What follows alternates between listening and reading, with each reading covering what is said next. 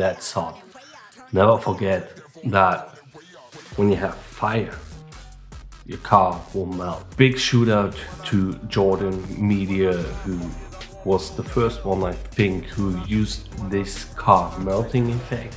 And this is something that we will be talking about today, because you can easily create that in After Effects. I think it sounds kind of cool. Some of you might be anxious like I was when I first was using After Effects, but it's actually quite simple. It's just something I wish I started sooner. I've been editing car videos for about nearly 2 years now, and I wish that I would have started with After Effects way sooner, because you can do some crazy stuff in that. So simply drag the clip you want to have into Premiere Pro, make a right click on your mouse and select replace with After Effects composition. After a while, After Effects will open. This might take a while when you're using After Effects for the first time. And voila, After Effects is open. You want to look for the liquefy effect. I'm using it because there's a way that you can track it. Now you have a lot of things that you can play with, like the brush size or how hard the brush should be, and just apply it on the car. I would recommend that you just take that 100%, go to the end of the clip where you want the effect to be the hardest. That will make things a lot easier. And there are a lot of other funny tools that you can work with to create some vortex style things. Just click until you reach the level you want to have. We can shrink things or blow them up, and this might be one of the useful tools. If you have the strength to 100 with this tool, you can make things directly normal, which will come in handy when you want to make those drops look a bit more realistic. So you will have to create some keyframes to make this effect appear. That's how you are able to work with this effect. Just put a keyframe at 0% and play around. You can drag it up to 200. I would recommend that this 200 is where you want the effect to be the strongest. That's how you can create those drops, just by keyframing it. Here's the downside of this effect. You have to manually track it. We can do it by clicking somewhere, and now we will have to work our way through with tracking it. So look for a point where you want to track the effect, because the problem is that as your camera moves, the effect will always stay at the same place. That means the effect will apply to a different area than you actually wanted to. Ain't nobody got time for that. But don't worry, I got you.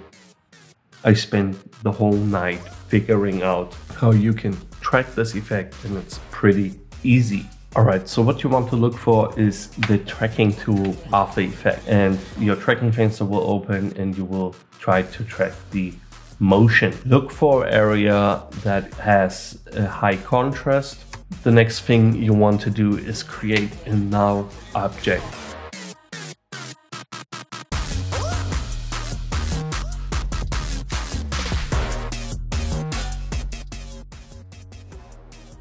And let After Effects do its magic. As you can see, it tracked it pretty well. When the tracking is done correctly and you are happy with it and you don't have to move around things, just press apply and the tracking will apply to the null object. Tracking that liquefying, just open the liquefying tracking, press Alt on your keyboard and click on the stopwatch to create keyframes. You will see those keyframes will turn red. Now we grab that whip tool and just drag it up to the position data for the null object. That's how you can do that tracking. The problem is it's not always the best tracking, but it's better than nothing, and it's better than spending the whole night trying to move around the effect. Well, you will be showing it for a few seconds anyways, but I think this is the fastest way to apply the effect when you have moving clips.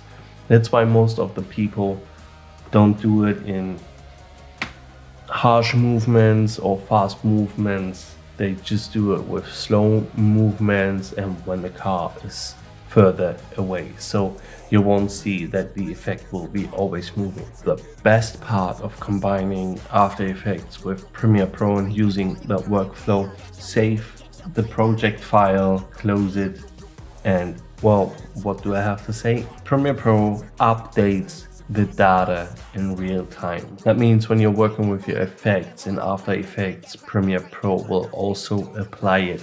And basically that's it. That's how you can create this melting effect the easiest way, and you can even track it as I showed it to you.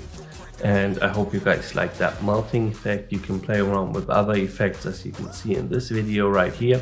Don't overdo it like I just did it in the beginning, because I just wanted to show you that I'm able to do that and I'm able to use this effect. Have fun, my friends, with this awesome new effect that you just learned.